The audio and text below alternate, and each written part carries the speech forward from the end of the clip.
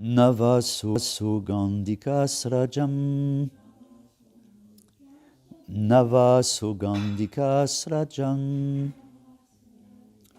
Yatra modam upadaya. Yatra modam upadaya. Marga avati murataha. Marga avati maruta. Excusez-moi. Surashtri keshavi brashta. Navasugandhika srajam.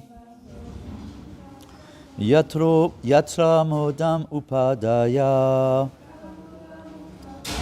Marga avati maruta.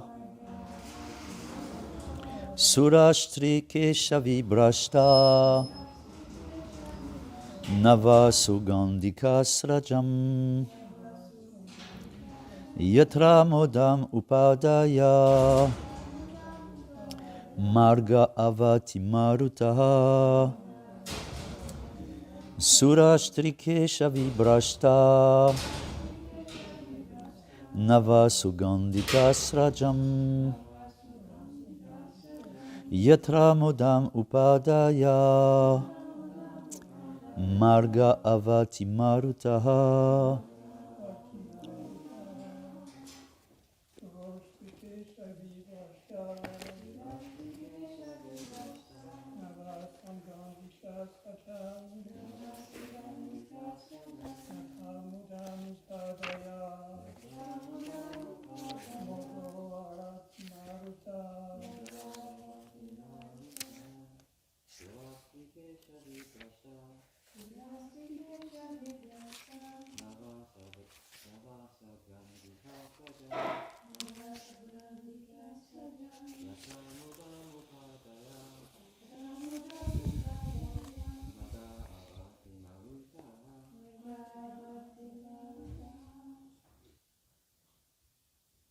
Mataji?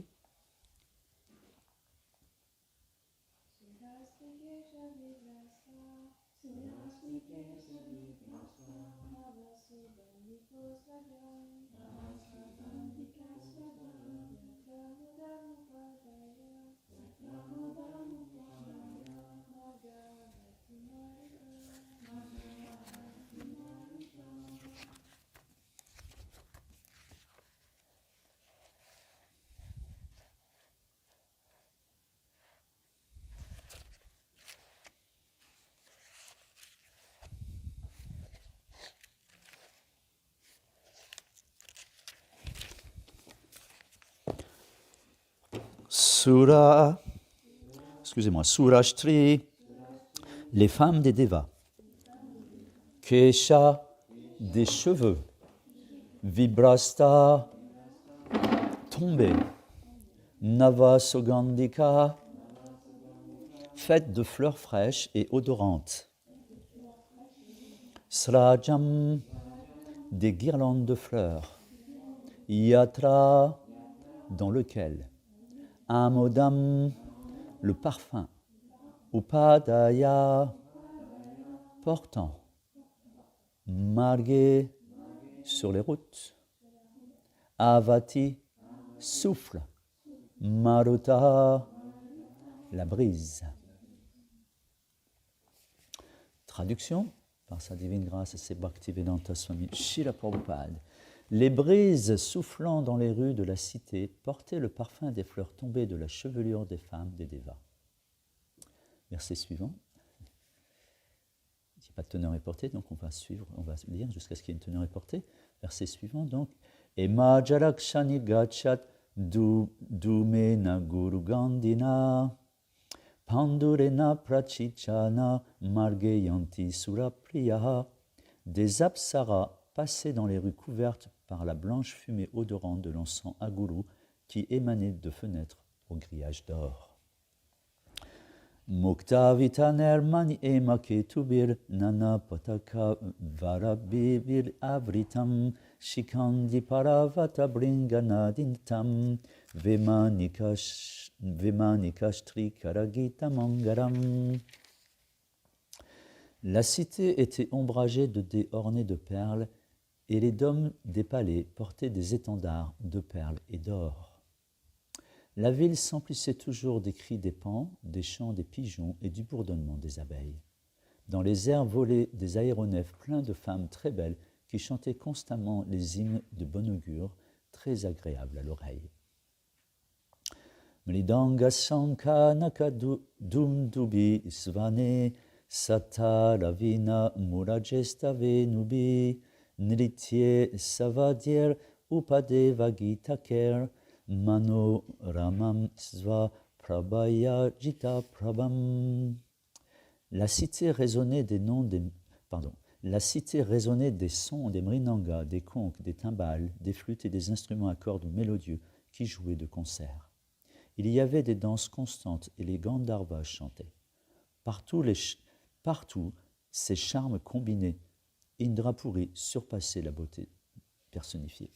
Partout ces charmes combinés, Indrapuri surpassait la beauté personnifiée. Yamna Vrajantyadharmishta Karabhuta Druta Shata Manina Kamino Rubda Ebirina Vrajantiyat. Les hommes qui se montraient pécheurs, envieux, violents envers les autres êtres vivants, orgueilleux, lascifs ou cupides ne pouvaient entrer dans cette cité.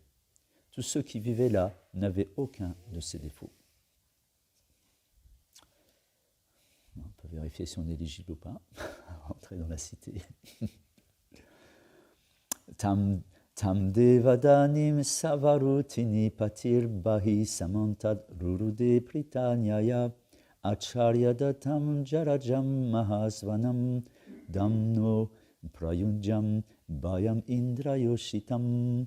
Bali Maharaj, à la tête d'innombrables soldats, les rassembla autour de la demeure d'Indra, qu'il attaqua de toutes parts.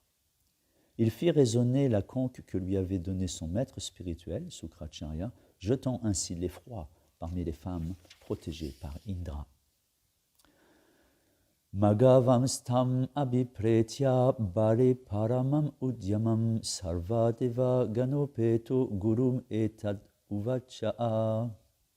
Voyant les efforts intarissables de Bali Maharaj et comprenant son intention, le roi Indra, accompagné des autres devas, s'adressa à son maître spirituel, Brihaspati. Bhagavan udyamo bhuyam barerna purvaverina avishayam imam manye kenasite jasorjitaha. Ô mon maître, notre vieil ennemi, Bali Maharaj, déploie maintenant un regain d'énergie et il a obtenu une puissance si étonnante que nous pensons peut-être ne pas pouvoir résister à sa vaillance. Nenam kachit kuto vapi prati vyodum adishvaraha pibam iva mukhe nedam li'an iva disho dasha dahan iva disho gdrigbi samvartagnir ivotitaha. Personne au monde ne peut neutraliser cette force militaire de Bali.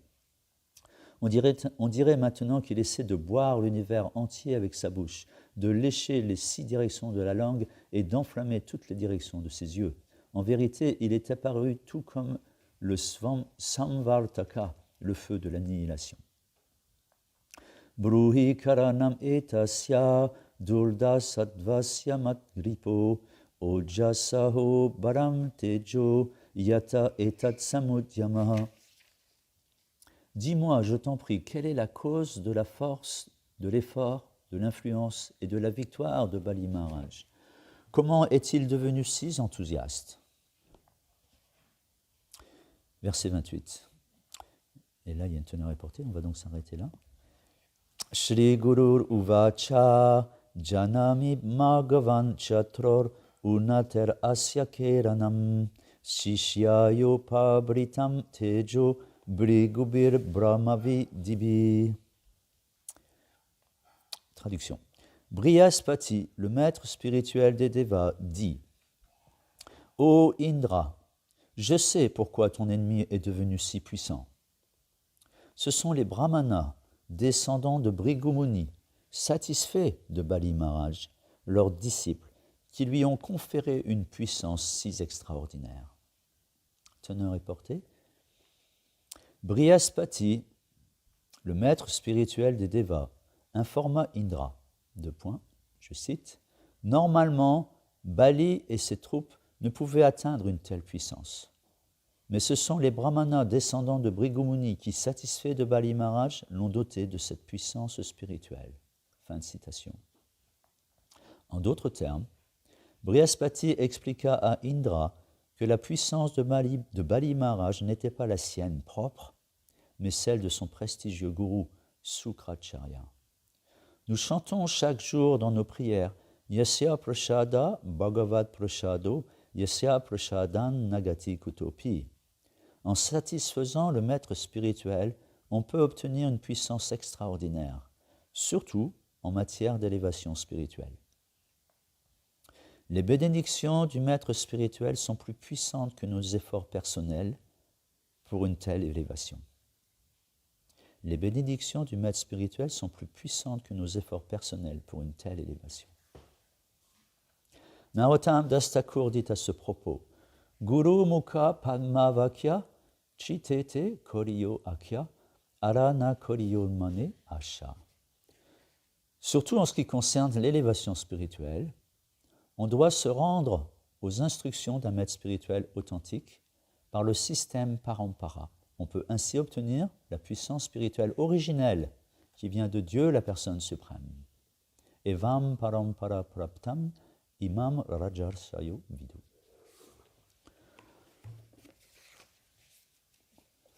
Om Agyanatimirandasya Gananjana Sarakaya Chatsurun Meritam Jena Tashme Shri Gurave Namaha Sri Chaitanya Manubhishtam Shtapitam Jena Bhutare Svayam Rupa Kadamayam Dadati Swapadantikam Vandeham Sri Guru Sri Juta Padakamaram Sri Guru Vaishnavam Shya Shri Rupam Sagrajatam Sahagana Ragunatam Vitam Tam Sajivam Sadvetam Savadutam Parijana Saitam Krishna Chaitanya Devam Shri Radha Krishna Padam Sahagana Lalita Shri Vishakham Vitam Sha E Krishna Karuna Sindhu Dinabandhu Jagatpate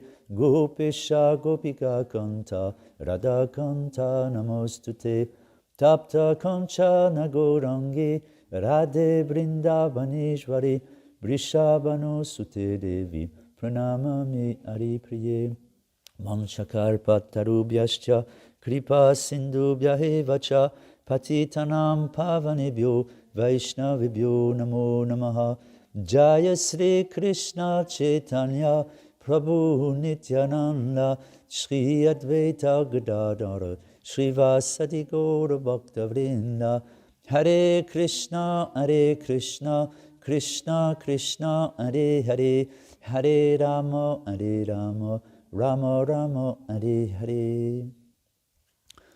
Merci beaucoup. Merci à toutes et à tous d'être pour cet événement qui est la lecture du Srimad Bhagavatam. Est-ce que quelqu'un peut traduire? Sinon, ils ne peuvent pas comprendre. Je pense que Christ ne peut pas comprendre. Non? Il faut que tu partes. Tu peux traduire 20 minutes? She can translate 20 minutes after she has to leave. If you want translation, she's going to translate. Avant de commencer la lecture, de faire, si vous me permettez, quelques commentaires sur le commentaire de Srila Prabhupada, je voudrais juste rendre hommage à Sa Grâce Pankaj Andri Prabhu, qui est parti dernièrement, c'est il y a le 4, quelques jours.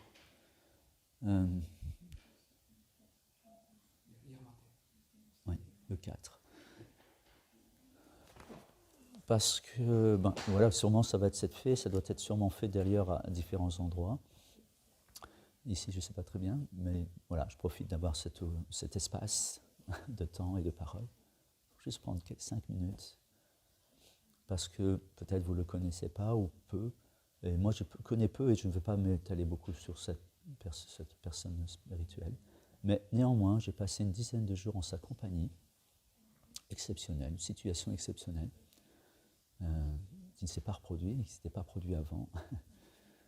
Et j'ai eu cette grâce de passer, vraiment, j'étais dans sa chambre et on partageait tous les moments avec lui, y compris la journée, en pèlerinage. Et je voulais juste dire une chose qui m'a extrêmement marqué, et j'en ai toujours le souvenir, j'ai gardé, voilà, 10 jours seulement, mais ça m'a vraiment marqué beaucoup. Non, pas à Mayapur, à Vrindavan.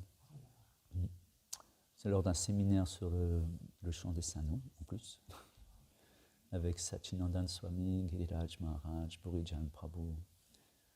C'était des moments intéressants et intenses. Et une particularité que j'ai remarquée et que j'ai vraiment appréciée, parce que rare, et cette personne spirituelle, ce dévot de Krishna, avait et a toujours d'ailleurs, et aura tout le temps très certainement, cette particularité, c'est qu'il était silencieux. Silencieux, vraiment, dans le sens le plus large du terme. C'est pas juste qu'il ne parlait pas, il parlait quand c'était nécessaire d'ailleurs, mais rarement, juste quand c'était utile et nécessaire. Mais ce qui était le plus touchant, c'est son silence intérieur. Son silence intérieur, toujours absorbé dans la conscience de Krishna, j'ai pu voir. Et ce silence intérieur, il avait un silence intérieur. Il était silencieux physiquement aussi. C'était l'apogée du silence. Et c'est très agréable. C'était très... ça faisait écho avec mes aspirations. Et dans ce tumulte qu'est l'Inde, c'est très agréable, c'est un lieu de repos. Ce dévot était un lieu de repos spirituel. Grave, sérieux, profond et silencieux. Voilà. Et je lui rends hommage et espère avoir ses bénédictions pour devenir comme ça. Voilà. Srila, voilà, on pourrait dire Srila presque. Sa grâce, donc Pankaj Angri Prabhu Ki Jai. Donc pour revenir à ce qui nous concerne aujourd'hui, concernant cette série de versets, mais particulièrement la teneur reportée de Srila Prabhupada, qui est très intéressante. Prabhupada prend une opportunité qui est là, donnée par l'intervention de Brihaspati, qui explique un élément important sur lequel Srila Prabhupada rebondit et donne une teneur reportée conséquente. C'est le maître spirituel. Et il explique dans cette teneur reportée que Bali Maharaj a acquis cette puissance non pas parce que il dit d'abord dans un premier temps que la puissance qu'il a n'est pas sa propre puissance, sa puissance personnelle, mais que c'est la puissance de son maître spirituel qui passe à travers lui.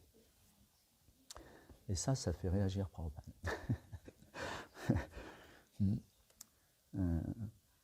Et il va donner, dans cette teneur reportée, on voit différents aspects du maître spirituel et de comment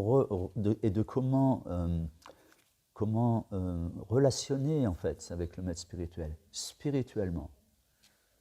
Parce que là, on est dans un domaine spirituel. D'ailleurs, Srila Prabhupada parle de puissance spirituelle.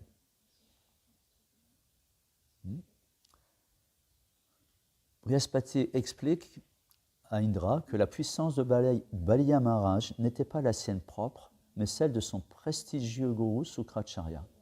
Et ensuite il dit, en satisfaisant le maître spirituel, non c'est pas ça, voilà, c'est là.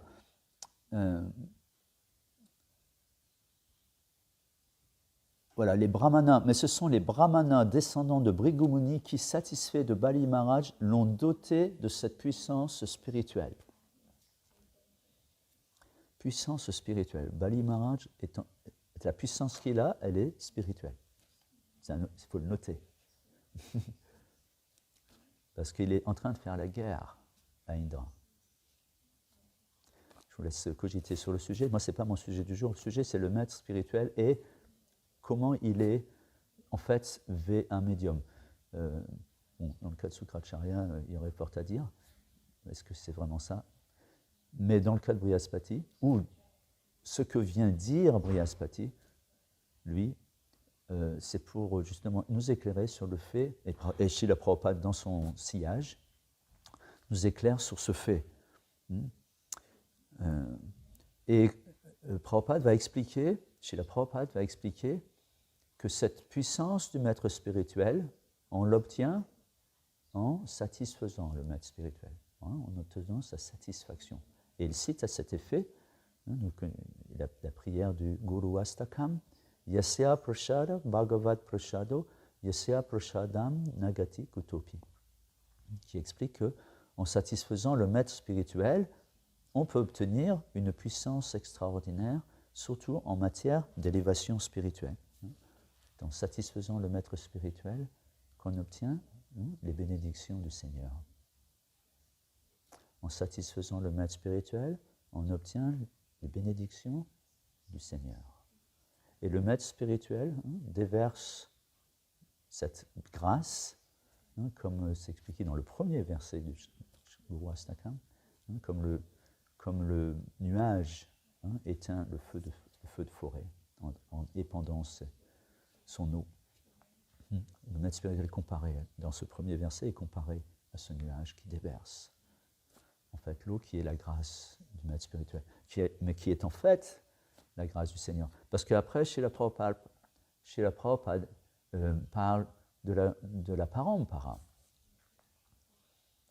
Il explique, par le système parampara, on peut ainsi obtenir la puissance spirituelle originelle qui vient de Dieu, la personne suprême. Et il cite ce verset, Evam parampara praptam imam rajasayo vidu. Voilà. Et donc, on a quelques éléments qui nous permettent de comprendre qu'en fait, Krishna, qui est dans le cœur de tous les êtres, néanmoins, va, lorsque l'on se connecte d'une manière authentique, c'est-à-dire sincèrement, authentique, ça veut dire sincèrement, simplement, et que l'on prend à cœur de satisfaire le maître spirituel, alors on obtient d'être mis en pouvoir par la grâce de Dieu qui véhicule qui circule à travers cette parampara et qui fait que cette grâce va nous toucher parce que l'on est connecté d'une façon authentique à travers un de ces chaînons, un des chaînons de cette parampara. Très important. C'est important parce que sinon ça ne marche pas. Et à ce titre, je vais citer un verset.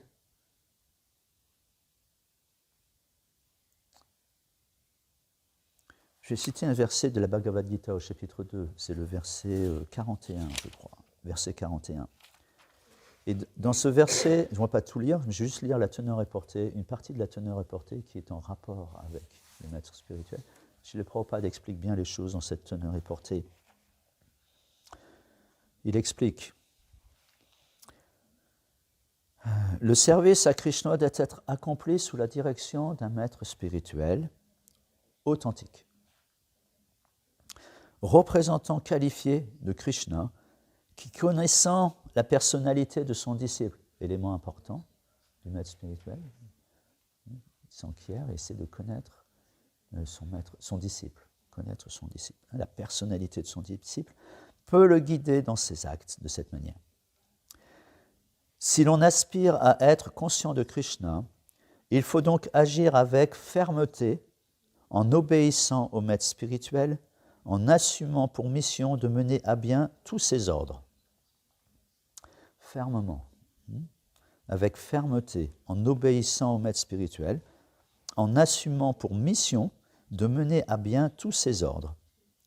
Sur ce point, Srila Vishwanath Chakravarti Thakur nous enseigne nous enseigne dans les prières au maître spirituel, on reprend le Guru Astaka qu'on a cité déjà,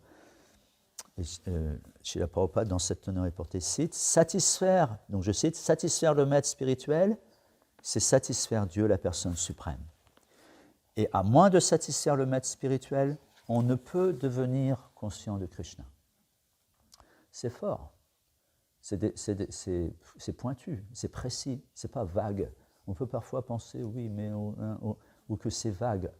Quand on accumule les connaissances, parfois on commence à synthétiser tout ça et à relativiser les choses. Mais en fait, ce n'est pas relatif, c'est absolu et c'est pointu et précis. Je reprends cette phrase, elle est importante. À moins de satisfaire le maître spirituel, on ne peut devenir conscient de Krishna. Je dois donc méditer sur lui au moins 3 fois par jour, l'implorer de m'accorder sa miséricorde et lui rendre mon hommage le plus respectueux. Fin de citation, cette méthode de réalisation spirituelle, le Bhakti Yoga, repose entièrement sur la connaissance de l'âme qui est au-delà du corps, connaissance non seulement théorique mais aussi pratique, car elle permet de cesser d'agir à seule fin de goûter les fruits des actes. Au contraire, celui dont le mental n'est pas maîtrisé, fixé sur Krishna, agit obligatoirement pour toutes sortes de motifs matériels. Mais bon, le point c'était surtout autour du maître spirituel et de la relation qui unit le disciple au maître spirituel. C'est pointu. C'est pointu. En fait, si on fait une synthèse de ce que l'on vient juste de lire, il n'y a pas d'indépendance pour le progrès spirituel. Évidemment, on peut toujours voir les choses autrement si on ne veut pas ça. Mais si on veut progresser spirituellement, tangiblement, correctement, et voir concrètement en nous s'établir cette purification du cœur et s'établir le monde spirituel, c'est-à-dire le monde où vit Krishna, et rétablir notre communion avec lui, notre connexion avec lui, être en contact avec le Suprême, d'une manière comme d'une autre, alors c'est un must, c'est une obligation. Ça doit être là, cette relation avec le maître spirituel doit être là.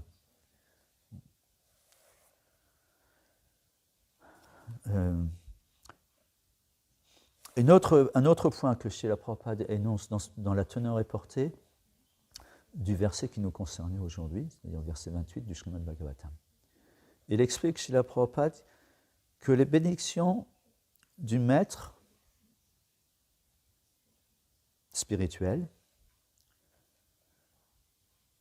écoutez bien, c'est ce que Prabhupada dit, les bénédictions du maître spirituel, je lis directement comme ça, sont plus puissantes que nos efforts personnels pour une telle élévation. Intéressant, non? C'est rare qu'on voit les choses de cette manière, c'est bien qu'on se le rappelle.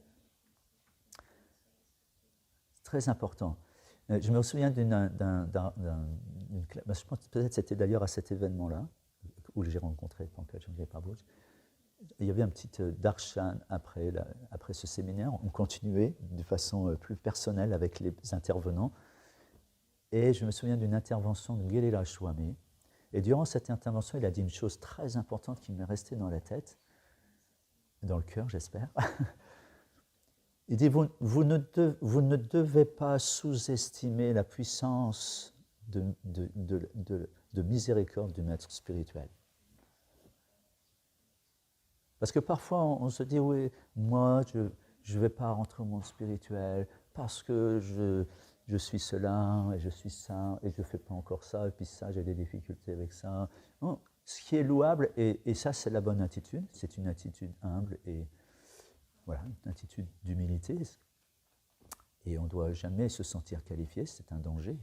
Donc, et quand on est sain, spirituellement et qu'on est en bonne santé sur la voie du service de dévotion, alors on s'interroge. Et ça, c'est normal. Ça, c'est la bonne attitude.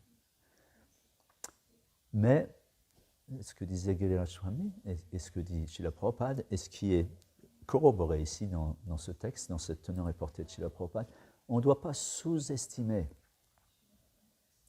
la puissance de miséricorde du maître spirituel. C'est très très important.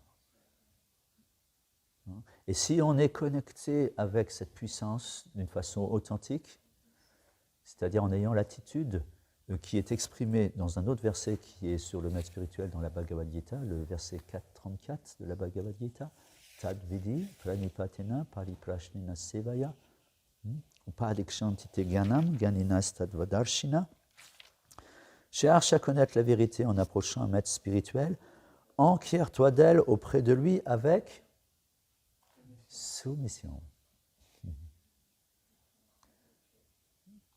Et tout en le servant, avec soumission et tout en le servant. L'âme réalisée peut te révéler le savoir car elle a vu la vérité.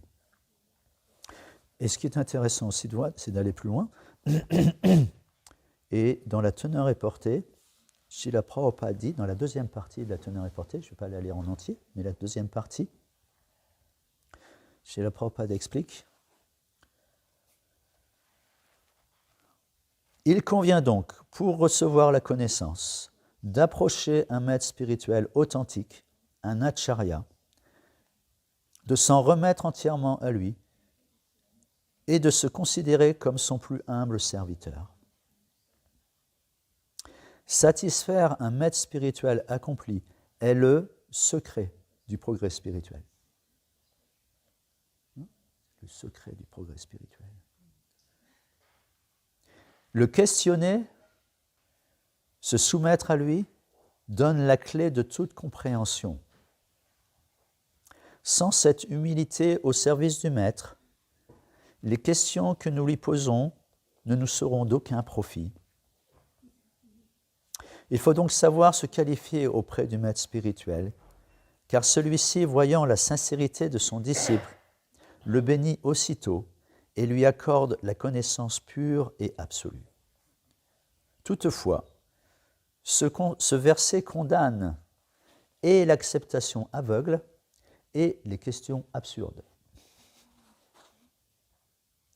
Car il ne suffit pas d'écouter avec soumission le maître spirituel. Il faut également s'efforcer de comprendre ses enseignements par notre service et nos questions pertinentes, aussi bien que par notre soumission. C'est une condition sine qua non, en d'autres termes. C'est comme, vous savez, il y a des réactions chimiques, parfois ou biologiques. S'il n'y a pas les trois éléments, s'il manque un élément, même un élément qui ne semble pas très important, ou bien s'il n'y a pas un facteur physique qui fait que les deux éléments s'accordent, l'objectif que l'on a n'est pas atteint, il ne se produit pas. C'est comme de produire de l'eau, il faut un certain nombre d'éléments chimiques à une certaine quantité et dans une certaine réaction, mis dans une certaine condition pour que l'opération opère, pour qu'il se passe quelque chose. Et ça semble magique parce qu'on ne voit pas intrinsèquement ce qui se passe. Alors, ça paraît magique. Et voir, si on ne considère pas cet aspect dans cette situation, on va peut-être pas avoir foi, parce qu'on ne comprend pas. Et on va perdre la foi. On ne va pas avoir foi. On ne va pas avoir foi. On ne va pas comprendre. Parce que c'est la foi qui est la rémunération du maître spirituel. Krishna, pareil. Krishna, il va déverser sa grâce si on le paye. Ça paraît bizarre de dire les choses comme ça, mais c'est vrai. C'est pas gratuit du tout, pas du tout. C'est pas du tout gratuit, pas du tout. Il faut arrêter de penser des choses comme ça. Que ça va me tomber dessus automatiquement, qui que je suis, et surtout quoi que je fasse. Qui que je suis, ça, c'est pas un problème. Mais quoi que je fasse, non. Non, pas du tout. Et ce que l'on doit faire, surtout quand on est un spiritualiste, ou soi-disant spiritualiste, soi-disant. On n'est pas tous spiritualistes parce qu'on a un doti et un tilak. Ça ne veut pas dire que je suis un spiritualiste pour autant. Il faut être dans la spiritualité et pour ça, il faut être connecté au maître spirituel. Il n'y a pas de vie spirituelle sans maître spirituel. C'est bogus, c'est une farce. Et c'est quoi la rémunération? Qu'est-ce qui fait cette connexion? Qu'est-ce qui fait la connexion avec le maître spirituel et donc avec Krishna? Parce que le but ultime de ça, en fait, le maître spirituel, on voit, il n'est pas différent de Krishna dans un sens. Il s'est même expliqué dans le premier chapitre de Chaitanya Charitamrita, intitulé Les maîtres spirituels. Et c'est aussi expliqué dans le Guru Astakam, le représentant autorisé de Dieu sur terre. Authentique, ça c'est le maître spirituel authentique. Et ce que je dois payer, ce que je dois, mon tribut, doit se manifester sous forme de foi, la foi. C'est ça qu'il faut, c'est ça le salaire de Dieu. Non, il n'en a pas besoin, mais il a besoin, il va pas épandre sa grâce sur un caillou. Parce que ça ne sert à rien. C'est une perte de temps et d'énergie. Il va épandre sa grâce sur une terre propice, qui a été travaillée déjà, ou qui veut être travaillée, qui accepte d'être travaillée, qui fertilise sa terre, quelqu'un qui en plus fertilise sa terre, c'est-à-dire qui a de la gratitude à l'égard de la grâce de Dieu et du maître spirituel. De la gratitude extrêmement importante. Sans fertilisant, rien ne pousse. Et le cœur reste aride, comme une pierre. Donc il faut travailler, et ce premier travail, d'abord on a, d'ailleurs c'est Tado Shraddha, ce verset 14-15 du Madhya Lila, du Chaitanya Charitamrita, Madhya Lila 14-15, Ado Shraddha, Tado Sadhu Sangha. D'abord il y a un peu de foi, un peu. Mais cette foi va être amplifiée, après va grandir cette foi, parce qu'on fait l'expérience de Dieu, à travers la compagnie des Vaishnavas, qui sont une forme de gourou, qui sont Shiksha Guru, qui donnent des instructions, qui aident quand ils sont authentiques, c'est-à-dire eux-mêmes connectés dans la bonne attitude, c'est-à-dire qu'eux-mêmes sont disciples. Ça veut dire disciple, ça veut dire quoi? Qui suit la discipline du maître spirituel, authentiquement, sincèrement, simplement. Ça ne demande pas de faire des prouesses, simple, juste. Il entend l'instruction, le conseil, l'instruction. Le mot instruction, ça, dans le mot, c'est un mot qui enferme beaucoup de données, de notions. Instruction, c'est plein de notions, différentes notions. C'est pas forcément. On doit savoir, on doit apprendre d'ailleurs à écouter le maître spirituel, parce que c'est pas forcément comme ça. C'est pas tu dois, vous devez. C'est pas forcément comme ça que ça passe. C'est parfois bien plus subtil. Et c'est pour ça qu'il faut être à l'écoute. Être à l'écoute, c'est pas être juste attentif, mais c'est aussi avec un cœur désireux de changer. Avec un cœur propice, un cœur travaillé. C'est ça, un cœur travaillé. Il est désireux. On est dans l'avidité de vouloir changer et d'être éligible à cette grâce. Et de pouvoir de cette manière rencontrer Dieu. Et d'être dans cette communion avec cette volonté suprême et absolue. Prabhupada dit une autre chose dans cette teneur et portée qui est intéressante et qui rejoint encore, qui vient nourrir ce raisonnement que l'on a, surtout en ce qui concerne l'élévation spirituelle. Prabhupada dit, on doit se rendre aux instructions d'un maître spirituel authentique. C'est un mot fort, il faut analyser ce mot, se rendre. Enfin en français, en tout cas, je parle en anglais, peut-être ça aurait été une autre connotation. En tout cas, en français, c'est fort. On doit se rendre aux instructions d'un maître spirituel authentique. C'est nous qui devons faire l'effort. Il faut se rendre, il faut se mettre en état de recevoir, comme l'exprimait aussi ce verset, enfin la teneur est portée de Tadvidi Pranipatena, qu'on n'a pas fini d'ailleurs. Je vais la finir parce qu'elle est très... Avant de continuer, je vais finir cette teneur est portée.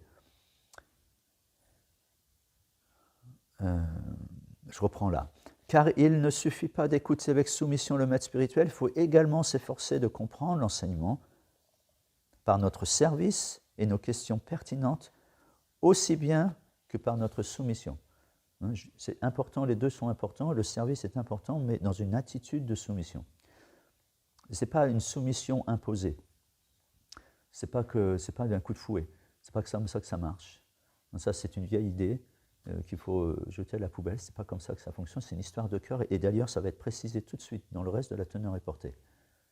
Parce que Srila Prabhupada dit, l'acharya est.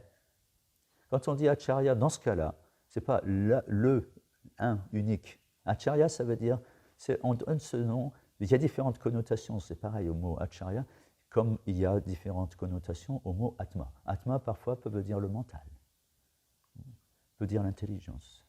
Normalement, ça veut dire l'âme, mais ça, parfois, c'est utilisé d'une autre manière. Et dans notre cas, on parle l'acharya, c'est le maître spirituel. Pourquoi il est acharya? Parce qu'il est prêche par l'exemple. Acharya, ça veut dire qu'il prêche par l'exemple, qui montre l'exemple, qui est exemple. Son quotidien, pratiquement parlant, est enseignement. Sa manière dont il existe est enseignement déjà. Il n'a pas besoin de parler, pratiquement parlant. Déjà être ce qu'il est déjà enseignement. Et écoutez bien ça, et ça c'est très important, c'est un aspect aussi de la connexion avec le maître spirituel, et qui va aider profondément le disciple à se connecter. C'est que l'acharya est, par nature, pénétré d'affection pour son disciple. N'oubliez jamais ça. Toujours prêt à lui transmettre la connaissance. Et quand le disciple s'en remet totalement à lui, toujours prêt à le servir, leur échange en termes de questions et de connaissances devient parfait. C'est vraiment une composition. C'est pas intellectuel du tout. C'est des histoires de cœur. D'ailleurs, avec le maître spirituel, c'est ça. Avant même que l'initiation prenne... Bon, ça c'est une formalité qui est nécessaire, parce qu'elle crée un samskar dans le cœur du disciple, comme le mariage, comme à la naissance aussi des enfants, ou au moment où on fait un enfant, on projette de faire un enfant, et on crée des samskars pour marquer les événements, parce que c'est des événements graves, et qu'il ne faut pas rater, et c'est sérieux, Avoir un enfant, vous en prenez pour 25 ou 30 ans, en fait, vous en prenez pour le restant de vos jours. C'est pas anodin, c'est pas rien, c'est pas juste après, voilà, on va le mettre, je sais pas où moi je passe à autre chose, je pense à Agnès le lendemain, c'est pas ça. C'est grave, à faire venir une âme, particulièrement quand, enfin, pas particulièrement, mais que l'on soit un dévot ou non, d'ailleurs, c'est toujours grave, c'est profond, c'est sérieux, c'est une autre entité vivante, c'est une autre âme dont on est à la charge, à tous égards, pas juste de nourrir et de nettoyer, mais aussi d'enseigner, de guider, enseigner spirituellement, lui apprendre d'avoir un bon caractère. C'est tout un travail, c'est un travail de tous les jours, c'est tous les jours, et pendant des années et des années. On ne peut pas faire ça juste comme ça, ouais, tiens, aujourd'hui on va faire un enfant, ça va être super. Et on est hors sujet, et ça va être terrible. C'est grave, très grave. Et pas comment dire, sanctionner ce genre d'attitude n'est pas du tout béni. Voilà, on est seul avec la situation. Mais lorsque l'on fait dans la bonne attitude, c'est merveilleux, et c'est glorieux, et c'est apprécié, et c'est appréciable. Donc pour en revenir au maître et le disciple, c'est une histoire de cœur. C'est pas juste fais ça parce que tu dois le faire. Non, ça va durer qu'un temps, ça. Et ça veut dire d'ailleurs qu'il n'y a pas grand-chose qui se passe entre les deux personnages. Or, Srila Prabhupada dit ici, par nature, le maître spirituel, il est pénétré d'affection pour son disciple. Par nature. Et ça, voilà, on revient à ce point, l'initiation. Je parle de la formalité. Cet événement qu'on appelle l'initiation. Ça, c'est un samskar qu'on crée. Et ça a sa raison d'être aussi. Il y a un contrat qui est signé ce jour-là. Il y a un contrat. Il y a des témoins. Il y aura les Murtis probablement, il y a les autres Vaishnavas. il y a d'autres acharyas, il y a un contrat qui est signé, qui est public, un engagement solennel, et qui est important, qui doit être là, qui est une prise de vœu, qui a de la part des deux parties d'ailleurs. C'est pas juste le disciple pas juste le disciple qui signe le contrat. Il y a deux parties dans un contrat, toujours. Pas juste un, et deux. Il y en a un qui s'engage, l'autre aussi. Et parce qu'il y en a un qui s'engage, l'autre s'engage aussi. Et s'il y en a un qui rompt le contrat, l'autre, il n'a plus d'obligation vis-à-vis de ce contrat. Parce qu'il est rompu le contrat. Il est cassé par l'un ou par l'autre. Donc les bénéfices du contrat, signés par les deux parties, les bénéfices du contrat, ce pourquoi on signe le contrat, ils sont plus là, non plus. Parce que le contrat est caduc, parce que les personnes ayant signé le contrat ne respectent pas les termes du contrat. C'est spirituel, certes, on n'a pas écrit un contrat en papier, et c'est bien plus grave parce que c'est justement spirituel. Et c'est bien plus grave parce que ce n'est pas noté. Mais c'est noté quelque part. Le Seigneur, lui, il a bien noté ça. Et tous les témoins qui étaient là ont bien noté ça. Donc c'est pour ça que Prabhupada dit régulièrement que ce verset 4.34, c'est le verset le plus important de la Bhagavad Gita. Et on peut comprendre pourquoi. Parce qu'on pourrait dire non, mais il y a des versets bien plus importants, semble-t-il. Par exemple, cette conclusion de la Bhagavad Gita, Sarva Dharmam Parityaja Mamekam Saranam. Et on peut en trouver plein qui sont importants. En fait, il y a 700 versets pratiquement tous importants. Mais celui-là, il est très important, il est plus important que les autres, parce qu'il permet de comprendre les autres versets. Parce qu'il nous met dans la conscience appropriée parce qu'on est béni et on reçoit la grâce de Krishna par la parampara et par le chaînon qui nous relie à cette parampara, avec lequel j'ai une relation qui est peut-être, et on le souhaite, pénétrée d'affection. Une histoire de cœur, spirituelle, pas sentimentale, spirituelle. Donc c'est très important, il faudrait en reparler d'ailleurs, et en reparler encore, parce qu'il y a plein d'aspects qu'on n'a pas couverts. Et même cet aspect-là, on pourrait approfondir encore d'autres points de vue sur ce point, et on pourrait approfondir. Et c'est nécessaire et louable de le faire, parce que c'est un peu la pierre, c'est comment on appelle ça, la clé de voûte du système. Les grandes ogives dans les cathédrales, grandes ogives, énormes, ça fait 20 mètres de haut, c'est très grand, les grandes ogives dans les cathédrales, c'est énorme, ça fait 20 mètres de haut. Ça tient ce qu'on appelle la clé de voûte, une pierre. On enlève cette pierre, ça s'écroule. La vie spirituelle qui est une cathédrale, notre vie spirituelle, on l'a bâtie jour après jour, cette cathédrale. Et c'est une élévation de conscience, c'est un édifice qu'on construit, notre vie spirituelle, c'est sacré, c'est notre vie spirituelle et c'est notre construction, c'est notre retour à Dieu qui est donc construit. La clé de voûte de notre édifice, c'est le maître spirituel. Ce n'est pas lui, juste lui, c'est notre relation avec lui, c'est surtout ça. Lui, lui, il a son histoire avec son maître spirituel. Mais nous, connectés, ça, c'est notre relation qui est importante avec le maître spirituel. Et c'est ça qui ouvre les secrets, c'est ça qui fait opérer la magie, et c'est ça qui fait fleurir en notre cœur ces bouquets de fleurs florissants et odorants de la pure bhakti, du pur service de dévotion. Pur service de dévotion, on en a parlé la dernière fois, c'est un pur service de dévotion, pur, sans mélange. Et l'idéal, c'est que le maître spirituel soit un pur dévot. Pur dévot, ça veut dire sans mélange. Sans mélange. Après, c'est pareil, ça c'est un sujet vaste aussi. Qu'est-ce qu'un pur dévot? On ne va pas débattre de ça maintenant. D'ailleurs, on n'a pas à débattre à la classe du Bhagavatam. Ça aussi, ça pourrait être le sujet de tout un séminaire. C'est qui C'est quoi? Ça se voit comment, un pur dévot? En tout cas, une chose est sûre, et on va s'arrêter là, à moins que vous ayez des questions ou des commentaires.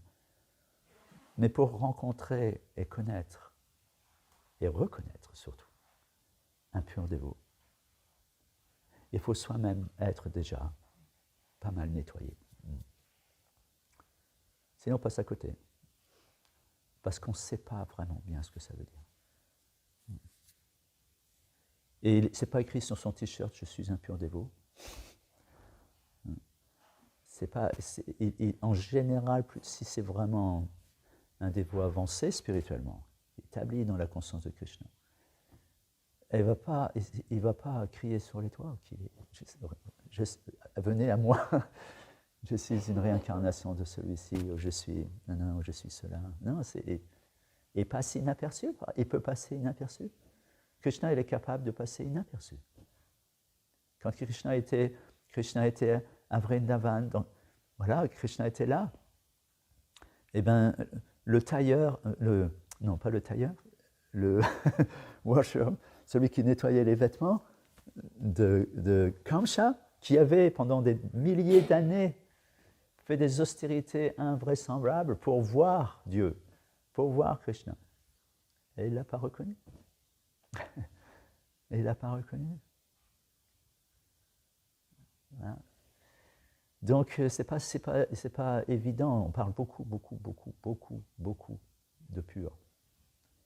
Mais qui je suis, moi, pour savoir et surtout reconnaître ce qui est pur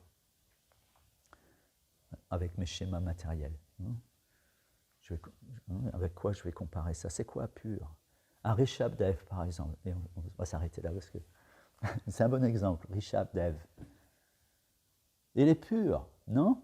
C'est un pur dévot. Ces divertissements sont dans le Srimad Bhagavatam. C'est un Shaktavesha-avatar, je crois même. En tout cas, voilà, pur dévot de Dieu, complètement. Il vivait comme un python. Il ne bougeait pas, il vivait comme un python, au milieu des excréments et ces déjections. Et les gens, ils lui jetaient des cailloux, ils ne reconnaissaient pas, ils ne voyaient pas. Et ils ne l'ont pas reconnu. Ils ne l'ont pas reconnu. Pareil dans la tradition chrétienne, le Seigneur Jésus. Et ils ne l'ont pas reconnu. Et ils l'ont mis sur une croix avec des gros clous. Et ils ne l'ont pas reconnu, le pur dévot de Dieu. Alors ce n'est pas si simple que ça. Ça peut paraître facile. Ça peut paraître, mais voilà, ce n'est pas facile. Ce n'est pas toujours facile. Parfois c'est évident, parce qu'il y a une évidence qui est là, mais parfois c'est moins évident. Ok, est-ce que vous avez des questions ou des commentaires? Oui, Janava? Juste une petite remarque. Oui. Là, dans l'exemple que vous avez donné en Mathura, quand celui qui préparait les vêtements de Kamsa, n'a pas reconnu Krishna, mais il s'est dit aussi que dans une vie passée, il avait offensé Lord Ramachandra en le critiquant, que quand Ramachandra était sorti incognito pour savoir ce que les gens pensaient de lui, et il avait entendu cette personne parler à sa femme en lui disant ne rentre pas à la maison, je ne suis pas comme Lord Ramachandra.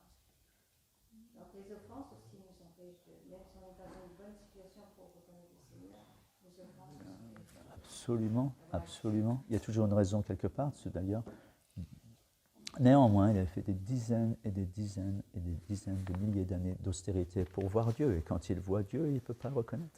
Et même voir pire que ça, il le blasphème. Après, bon, évidemment, il y a des raisons. Mais enfin, voilà, peut-être qu'il y a des raisons plus intrinsèques que ça. Il n'avait pas la guidance d'un maître spirituel, c'est ça, non? Il faisait des austérités en lui-même. En tout cas, il a obtenu le gain de cause. Il a vu Krishna. Il a vu Krishna, mais il voulait voir Krishna, mais il n'a pas servi Krishna. Au contraire. Krishna lui demande les vêtements, il dit tiens, donne-moi tes vêtements, donne-moi les vêtements. Qui tu es pour prendre les vêtements de Kamsa, le roi? C'est les vêtements du roi, pas les tiens. Krishna est autre chose Krishna lui a coupé la tête, tout de suite, immédiatement. Donc il a eu les bénédictions, il a eu le résultat de ses austérités quelque part. Parce qu'il est libéré. Krishna, ok, on arrête là. C'est fini, stop, on arrête là. Et il l'a vu. Donc il a obtenu, Krishna a fait ce qu'il avait à faire avec lui. Et il a, malgré tout, malgré le fait qu'il n'ait pas servi, malgré qu'il était même arrogant avec le Seigneur, il a eu toutes les bénédictions du Seigneur. Ok, Jai, on va s'arrêter là. Srila Prabhupada ki, Jai, le Srimad Bhagavatam ki, Jai.